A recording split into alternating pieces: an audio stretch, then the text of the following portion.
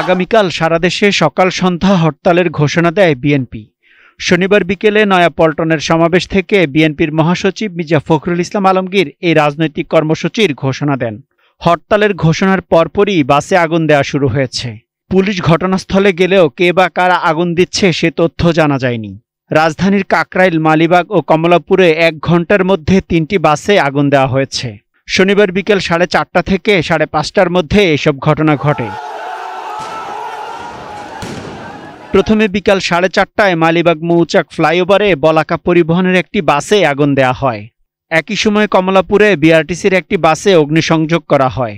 পরে fire service গিয়ে আগুন নিয়ন্ত্রণ করে। 2টি বাসই পুড়ে গেছে। তবে কিভাবে আগুন লেগেছে তাৎক্ষণিকভাবে সে তথ্য দিতে পারেনি ফায়ার সার্ভিস। অন্যদিকে বিকেল 5:20 কাকরাইল মোড়ে একটি বাসে আগুন দেওয়া হয়। এর আগে রাজধানীর বিজয়নগর, কাকরাইল, রমনা এলাকায় পুলিশের সঙ্গে বিএনপির নেতাকর্মীদের সংঘর্ষের জেরে দলটির মহাসমাবেশ পণ্ড হয়ে গেছে। দুপুরে সংঘর্ষের সময় বিএনপির নেতাকর্মীরা ইটপাটকেল নিক্ষেপ করে পুলিশের উপর।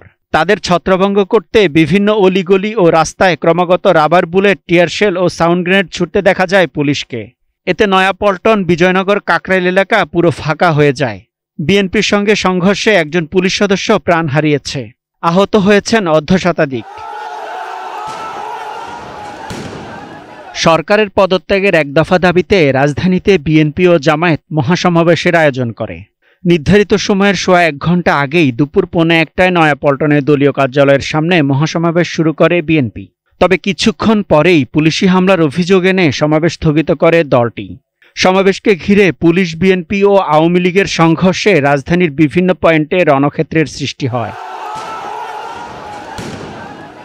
পুলিশের ছোড়া কাঁদানে গ্যাসের ধোঁয়া ও সাউন্ড গ্রেনেডের বিকট শব্দের কারণে রাজধানীর নয়াপল্টনে সমাবেশের মঞ্চ থেকে চলে যেতে বাধ্য হন কেন্দ্রীয় নেতারা। কাঁদানে গ্যাসের কারণে সমাবেশস্থলে কারো পক্ষে টিকে থাকা সম্ভব ছিল না বলে জানিয়েছে বিএনপি নেতারা। পরবর্তী কর্মসূচি হিসেবে আগামীকাল সারা দেশে সকাল সন্ধ্যা হরতাল ডেকেছে বিএনপি।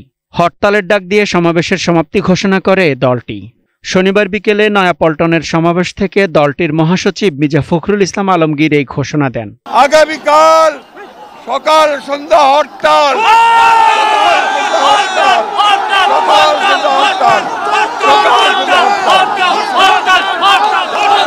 এদিকে রাজনৈতিক দলগুলোর এই সমাবেশকে কেন্দ্র করে দুপুরে কাকরাইল মোড়ে বিএনপি নেতাকর্মী ও পুলিশের মধ্যে সংঘর্ষের ঘটনা ঘটে। পরে দুপুর 2:30টার দিকে রাজধানীর বিজয়নগর পানির ট্যাঙ্ক এলাকায় আবারও পুলিশ ও বিএনপি নেতাকর্মীদের পাল্টাপাল্টি ধাওয়া ও সংঘর্ষের ঘটনা ঘটেছে। সেখানে 2 পক্ষের মধ্যে চেয়ার ছোড়াছুড়ি ও ইটপাটকেল নিক্ষেপ চলে। পুলিশ সেখানেও কাঁদানে গ্যাস ছুড়েছে। এর আগে দুপুর 1:15টার দিকে কাকরাইল মোড়ে একটি ট্রাফিক পুলিশ বক্সেও আগুন দেওয়া হয়েছে। Asad Bhuiyan, ATN news, Dhaka.